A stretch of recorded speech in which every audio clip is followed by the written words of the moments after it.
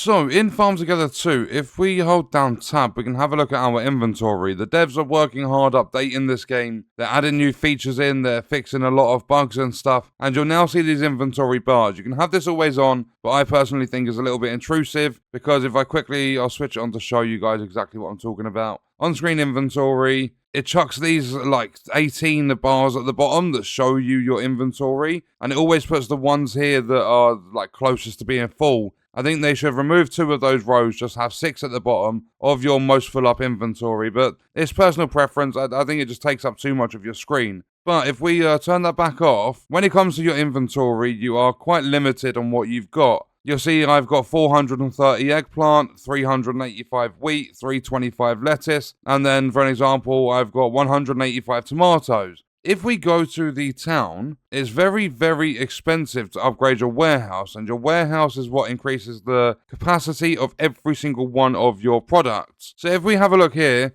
I mean, granted, this one's not too expensive. I'm going to do this upgrade, but some of them do get really bad. Like this is 5 medals and 68 fish. So if I do this upgrade for 5 medals and 68 fish, it eventually starts getting really expensive. It's based on medals. And each time, like the only problem I see with it personally, is each time it goes up in level, your storage is only going up 10. And it's now going to cost 6 medals, 76 lemons. It's an increasing price of medals. And it gets really, really, really expensive. You'll see I've gone up to 415 wheat, 355 lettuce, 215 tomatoes, 480 eggplant. It seems as though some things get a little bit of a bigger increase than just 10, but a lot of it just goes up 10. Whereas I think if you're looking to increase your inventory capacity, the warehouse is not the way to go. It's the individual shops. If we take a look, some of them can get really expensive. Like this one over here, I had to do, I think it was like 60 or 70,000 coins and 8 pictures or 8 paintings that had mountains. And that, like the fastest way to do that is the windmill one. And I think it takes like 45 minutes or something to do that painting once. And I had to get 8 of them. And that's just to upgrade 1 level. So things can be quite time consuming with the individual shops, but it's a lot faster to make coins than what it is to make medals. And it's a lot faster to bring in these crops. Because like wheat, you just put down corn, it takes half an hour to grow. With sprinklers, that's 15 minutes. You can easily get 96 wheat, and that's in 15 minutes. And also, you can make a lot of money just by dealing with your crops and stuff. You'll see at the top right, I've got 4.3 mil. I've planted loads and loads of, I can't even remember what I've planted.